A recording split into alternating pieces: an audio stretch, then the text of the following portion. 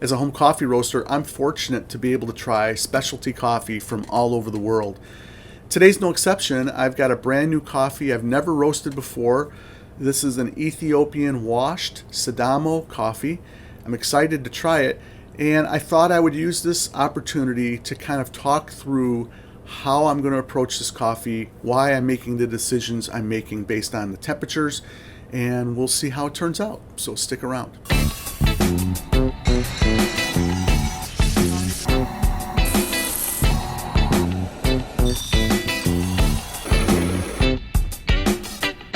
All right, thanks for joining me today and welcome to the Virtual Coffee Lab. It seems like whenever I have a brand new coffee, I'm starting all over, and I'm doing that here today, and I thought that I would kind of be transparent in how I go about deciding how I'm going to roast this coffee. We have an Ethiopian Sidama Keramo, and this is a coffee that I got from Sweet Maria's. I bought 10 pounds of this coffee, so I've got 10 opportunities to roast a wonderful coffee. I've already got a head start with this because it is got a high cupping score on Sweet Maria's. I trust their cupping scores. I've had really great experience with that. And I love the notes. These aren't notes that I normally go for in a coffee, but I really wanted to try this. The tasting notes are a transparent sweetness, reinforces the more delicate top notes like jasmine pearls, citrus blossom, lilac, lemon meringue, bergamot orange, and milk tea green. So I usually go for the real fruity berry type coffees, and a lot of times I'll go with a natural process. But this is a washed coffee, and it is one that we're going to have some fun with here, that's for sure. So I want to go through some of the things that I consider before I turn the roaster on. What am I hoping for the end result? First are just the tasting notes themselves. Sweet Maria's has identified some tasting notes that I might be able to experience myself. And in order for me to do that, I automatically have to be in the middle range of roast level or lighter. I don't think that going really dark with this coffee is going to bring out some of the citrus blossom and some of the more delicate notes that they're talking about here. So automatically I'm going to be thinking in terms of a lighter or a lighter medium roast, at least based on the experiences that I've had. That's the approach that I'm going to take with this coffee. Also, the length of the roast is something that I need to consider.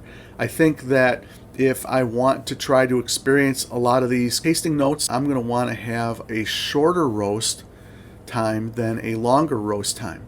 So rather than dragging out the roast to 11 or 12 minutes, I'm probably going to be aiming for an 8 or a 9 minute roast.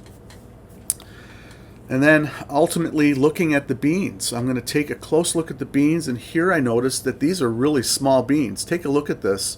You'll see that these are pretty small bean size. I think they were sized around a 15 or even a 14. But these are pretty small beans. And I also noticed that the coffee is fairly uniform in shape. There are some smaller ones, but it's fairly uniform in shape.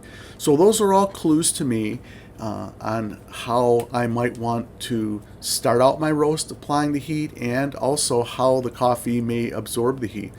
And then also density. I measured the density. I weighed with my cup. I did a video on how to measure density for green beans. You should check that out. That's up here in the corner. And it scored a 194. I divided that by 250 because that is the volume that I had in my cup. And I got a score of 776, which is definitely on the high side of the density. So this is a high density coffee. You can also look at the seed and see that the center line is really tight. And the elevation too, when you look at the notes. And I went to Sweet Maria's site, and it wasn't in the farm details. It was more about the farm. It was in a different place, but it's 2,000 meters, which is, what is that, like 6,000 feet, something like that. And that's a pretty high elevation coffee. So this is going to be a great coffee to roast. It's a high density. It's a hard bean. And so this is going to be able to take heat pretty well without too many concerns for roasting defects, but it's a small bean. So I'm taking all that into consideration, and I begin to set up my roaster. I'm going to be roasting 1 pound on the Mill City 500 gram roaster, but I think the first question that I need to decide is the charge temperature. And I'm shooting for a 4 minute and 6 or 4 minute and 8 second dry time. That's a really short dry time for me from what I'm used to roasting. I usually go closer to 5 minutes, 4:30 to 5 minutes for most of my coffees. So I'm kind of going outside of my norm. This is going to have a high rate of rise. It's going to have a more steeper descent because the total roast time that I'm aiming for is between 8 and 9 minutes. The profile that I think I want to start with is a 45% dry, a 38% brown phase, and a 17% development phase. I'm doing that as a total guess to try to accentuate some of the acidity in this coffee, and that's what I'm aiming for. So that's in my mind, that's where I'm headed towards. I'm not quite sure how this coffee is going to react to heat, if I'm going to be able to make these times and temperatures, but however this ends up, my goal at the end of this is to be able to taste it and share that experience with you as well. So, all right, so warming the roaster up. In order for me to do a 4 minute and 8 second dry, I'm going to need to have a slightly higher charge temperature than I normally have. I'm also ramping up my exhaust temperature. For me, on a drum roaster, that is stored up energy that I can use to get this coffee really moving.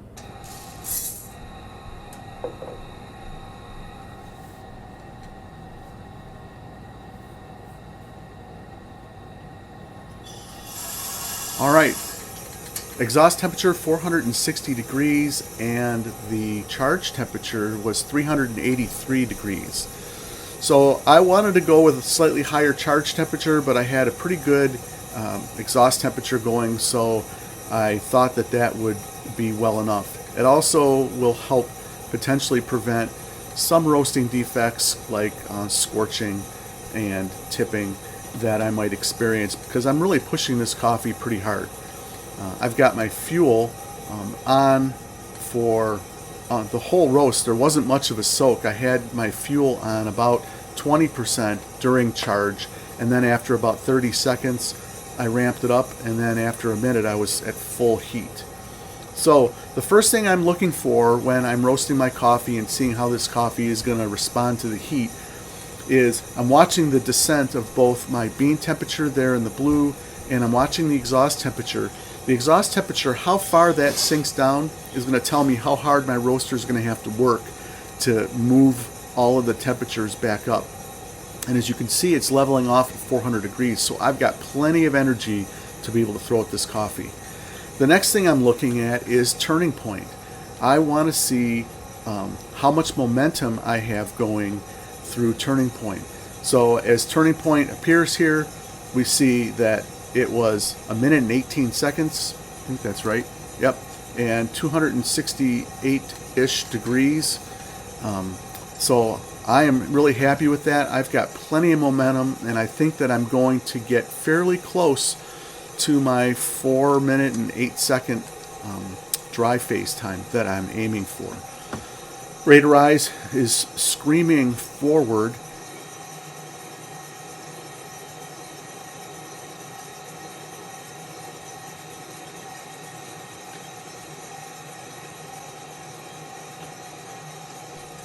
All right, if you look, for those of you who have followed me, if you look at Artisan and what's happening with Artisan with the rate of rise, you see it going way up. That's because I did make an adjustment to my rate of rise chart or axis on the right, and it used to go up to 35, and I capped it at 30. So the blue line goes up further than it normally goes on my graph. And that's okay. I did that because I'm not using that space, and it just makes things a little more clear for me to be able to see what's happening with my rate of rise. All right, I'm at 3 minutes on my roast, and the rate of rise has peaked. And so now I have to decide either to start to plan my descent. Even though I haven't hit dry yet, I'm way up there at 20. I think I was at 27 for my rate of rise. And I know that I want to set myself up for a nice sloping descent. I don't want to wallow around and flatten out at the top of my roast. And so I'm kind of toying with, okay, how am I going to do this? Do I want to go down? Do I want to try to maintain a little bit of momentum here still before I hit dry?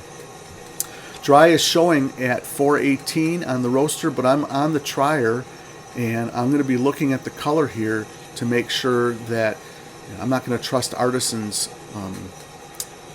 guess of what it's going to be. I'm looking at this coffee, and wow, I'm close. It's already 4 minutes, and this is almost yellow, and I go ahead and mark yellow. So dry end has hit at 4 minutes and 6 seconds. I'm right on with what my original hope was for my roast. And so now you can see my rate of rise is starting to descend. But what I've had happen here during this roast, and this is one thing that you can kind of notice as I go along here in the roast, I had a hard time getting my rate of rise to start to go down, and then it would just start to drop. So I had to kind of finagle and find that sweet spot to try to get a nice, consistent descent. And truthfully, through this whole roast, the coffee was a little squirrely, or I should say, the heat was squirrely as it was applied to the roast. I don't know if that's just because of the moisture that's being given off and how that was influencing the probe, but you're going to see kind of some roller coastering going along. My roaster kind of does that anyways with the probe, and so that's just kind of how my roaster operates. You're not going to see a beautiful, perfect descending line. It'd be nice, but you're not going to see that here. So I do have sort of an angle you can start to see from the top moving downward.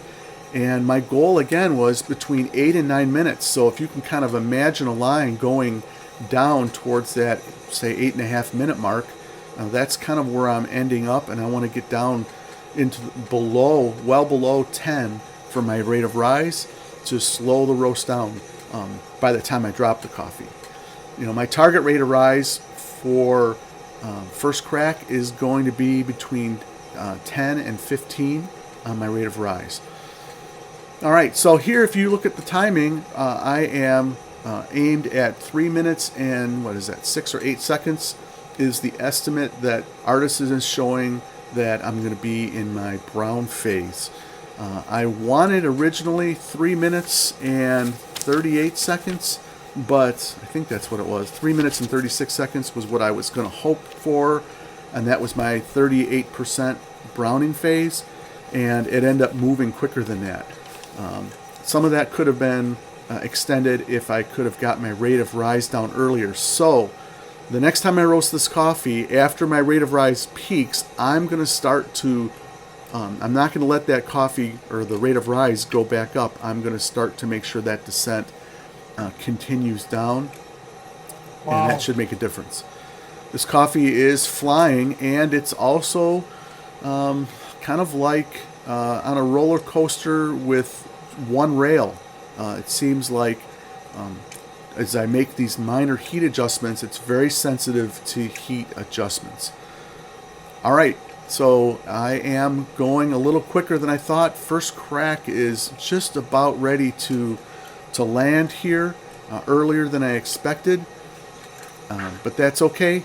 I'm smelling the coffee, and I'm starting to smell some really nice smells. First crack is at 6 minutes and 42 seconds. And we are in the development phase. I'm happy with my rate of rise. You can see that I'm down below 10 in my rate of rise. And I want to be able to get 17% was originally what I was hoping for development. But right now, I just want to be able to get through this roast successfully without it completely crashing. And as you can see, it likes to go down, and it also likes to go up, but it doesn't like to have a nice consistent descent. All right, so I am starting to decide, okay, I'm looking at my development, 17%. I'm getting close to where I want to drop this coffee, probably another 15 or 20 seconds, and I'm going to be close to 20 seconds. Might even be shorter than that. It's smelling great. I'm pretty happy with what's going on. Smelling coffee is really important. There we go, I dropped the coffee. Total roast time was 8 minutes and about 8 minutes and 30 seconds, I think, is what it was going to register. It hasn't hit yet. There it is. Yeah, 8 minutes and 30 seconds, 397 degrees. So there's several things that are going on in my mind as I'm seeing what's happening here and as I'm thinking about my next roast. I'm making mental notes, and that is, of course, that rate of rise. I want that descent to be obviously a little smoother. I don't want if you look, there is a little bit of a hump after dry end, quite a few humps. But I guess I just need to do a better job with my descent. Also, temperature-wise, I'm happy with the temperature, 397 degrees. To me, that is on the lighter side of medium, definitely on the lighter side of medium for my roaster. Temperatures, you guys, I don't really like to focus on temperatures as I'm talking with you about roasting coffee, because these temperatures are referencing my roaster, my probes, my environment, the coffee that I'm roasting. And if you try to aim for temperatures like that, your roaster is going to be different. Your roaster is going to mark your temperatures different. It's going to behave differently.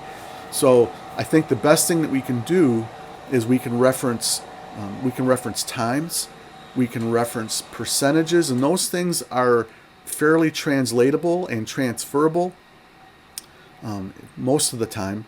But as far as temperatures go, we need to understand what our roaster capability is. We need to understand how the coffee is going to respond to the heat in our roasting environment. And so the charge temperature that I used of 383 degrees, your roaster charge temperature might be higher than that, or it might be lower than that. All right, for phase percentages, I have 4 minutes and 6 seconds in the dry phase. That's exactly where I wanted to be, 48% of the roast. 48% of the roast was not where I wanted to be. I wanted to be 45%. So I'm 3% off there. Not really thrilled about that, but I'm happy. I mean, this is my first roast on this coffee, so I'm happy with that. The middle phase, 30%. Not close to where I wanted to be. I wanted to be at 38%.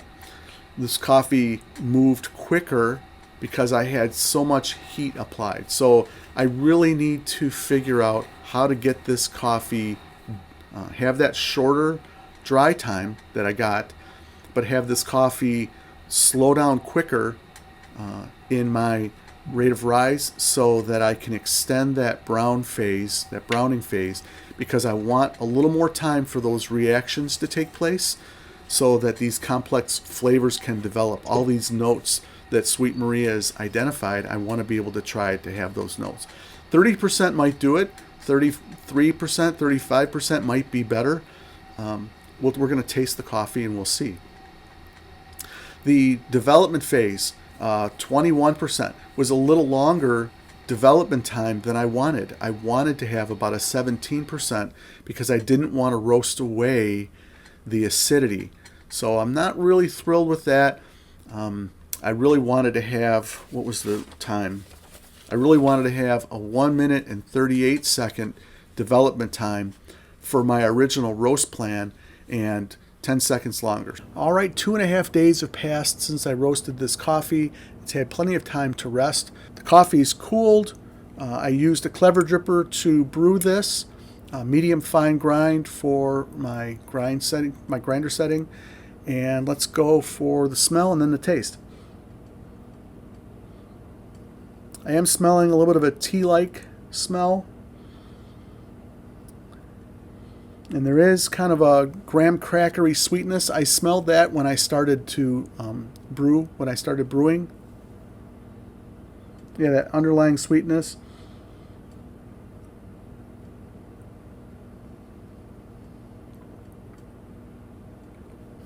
This is a really pleasant coffee. It's not overpowering at all. It's not a tart bomb. There is definitely a juiciness that lingers on the tongue. It's a kind of a gentle lemon. That could be the lemon meringue that they're talking about. There is a kind of a tangerine note that I'm getting, which could be that bergamot orange that they're talking about. There is a little bit of a roastiness, but that could be that darker orange note.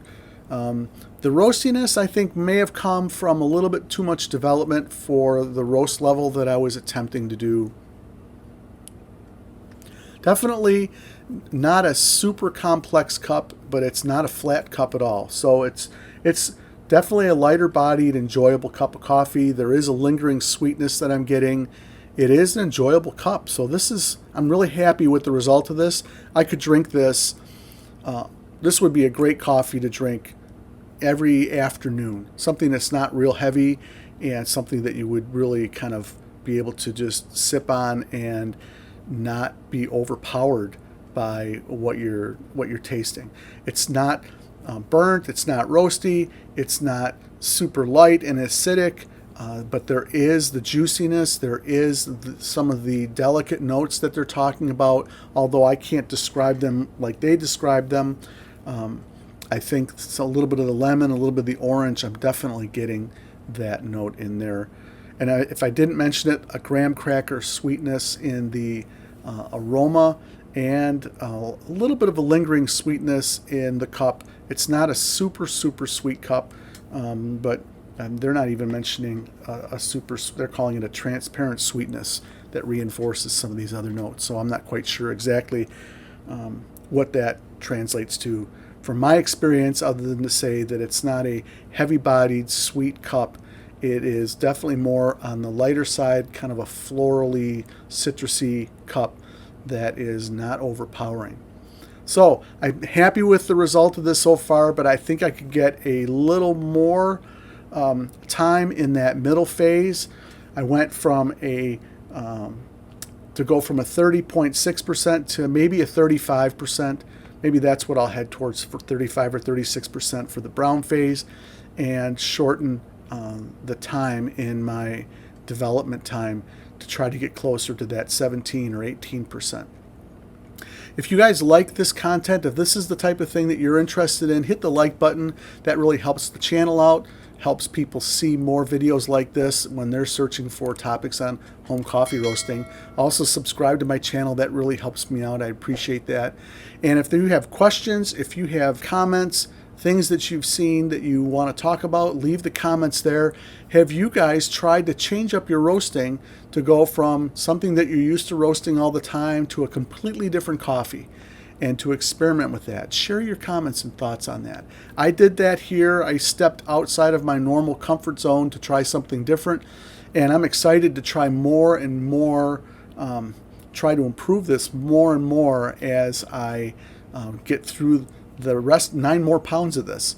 I think I'm going to try to go to the Hive roaster on my next roast with this and see if I can get a slightly better result as far as my timings go, and I'll try to do a video on that.